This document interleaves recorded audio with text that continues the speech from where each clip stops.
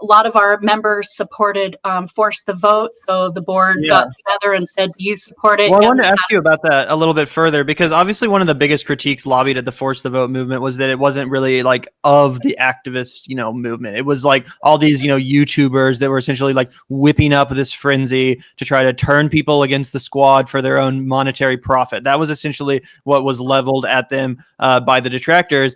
And I'm just wondering, as someone who actually is an activist on the ground for Medicare for All, what your opinion of that movement was. Obviously, you just alluded, but I'd love to hear your perspective. And also how it feels to be called essentially not an activist, as just a way of dismissing your concern. I wondered if maybe you had a reaction to that as somebody who's dedicated clearly tremendous amounts of your own personal time to this issue.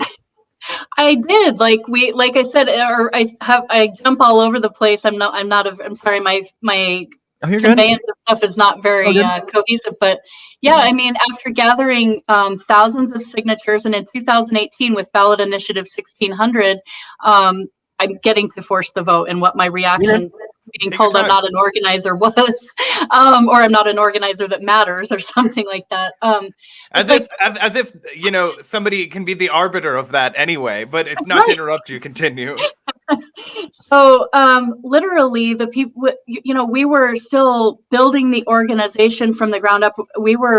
I was knitting berets because that's what I came to this for. I was like, I'm not an organizer of events, but we were putting on a Nurses Day rally in March that was for Medicare for All on National Nurses Day in Wright Park, Tacoma. And that was going to be in service to letting the nurses have a platform and speak, and also in support of I-1600 for that ballot for gathering signatures. So literally, we were organizing events. I was looking at Twitter going, holy God, we need a bigger Twitter account.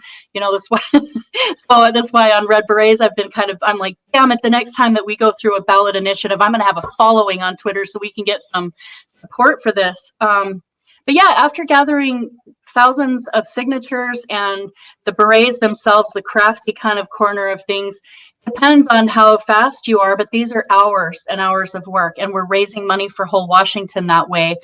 And I can get into how we've crafted for candidates and other movement people, but it really did make me very mad, to be honest. You might have seen, I put out a video that got submitted as one of my story, and I spoke as a veteran for peace and founder of Red Berets and board member of Whole Washington, saying, here's why we need force the vote.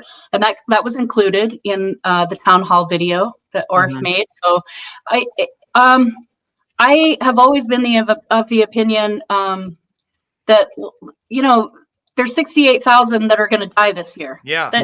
So they're all good efforts. That's the whole point. And after Bernie's campaign, everyone just kind of stopped talking about Medicare for All. So from my perspective, here's this movement or thing or whatever you want to call it, into this story, people are talking about Medicare for All again. This fight has some fuel in it again. There's actually, people are energized. People, think it's possible. People are, educating others about, why we need it. Which is crazy. In my book, we just stopped talking about Medicare for All. Exactly, because Bernie Sanders dropped out. That goes to, so much of the issue with a lot of activists is that they're so just invested in electoral politics. And, if their candidate loses, they just walk away like a dog with its tail between its legs. And like, I don't want to look stupid and I don't want to look shameful and, keep fighting for this cause when we don't have a candidate who's repping my values.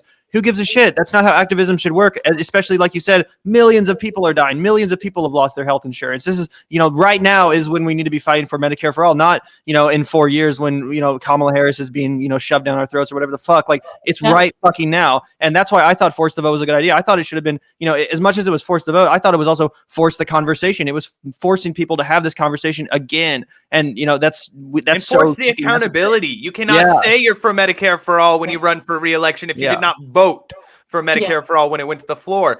And, there was so much obfuscation and so much just kind of straw manning that it was so frustrating to see a real tangible opportunity for the left to come together and actually fight for something. And instead to see us all bicker and eat ourselves alive like we always do. Like, we can't even set it at the most critical moment when, setting aside all of the normal horrors of the healthcare system in this country, 4,000 some odd people are dying every single day because of the COVID-19 crisis. We can't come together right now and say, yeah, it's mandatory that we get a roll call vote or we get an on the floor vote on who actually supports Medicare for all. So we know when we primary these people, when we get them out of office, no, it's actually better to wait until AOC gets screwed out of the committee position that she wanted anyway, and we get fucking nothing, and then we finger wag at everybody who actually asked for something. So anyway, I didn't want to cut you off, but I wanted to just amplify the point you were making, because I too am pissed off.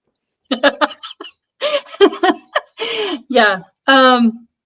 Yeah, what you said. I think you said it really, really well. It's too many hours, and that this whole thing about the left wastes a lot of time in attacking a person or attacking and undermining a certain strategy, rather than just like if you weren't for force the vote. I can't understand it, because like you say, in a pandemic, now's the time, and force the conversation. I like that, because they were really using the narrative. I don't know who I mean by they. I think I mean the quote unquote sort of progressive but now I don't even know who the hell they are. Like AOC and Sam Cedar. We like to name names on this podcast. Yeah, that's good. Yeah. I like okay, now I'm losing my TYT, everybody. There was a whole host of people who turned their back. Yeah. And they're still going after it. They're still bothering smearing. Ryan Grimm's doing it. Did you see the conversation? Dude, that one was one that really kind of irked me, man. I have gone to bat for Ryan Grimm so many times on this podcast, being like, I know censorship at the Intercept is fuck, First Look Media is fuck, but Ryan Grimm, he's a good reporter. I've learned a lot from Ryan Grimm. I've read a lot of good reports from Ryan. And, he slandered the People's Party. We don't have to get in a digression about Ryan Grimm, but it's been disappointing.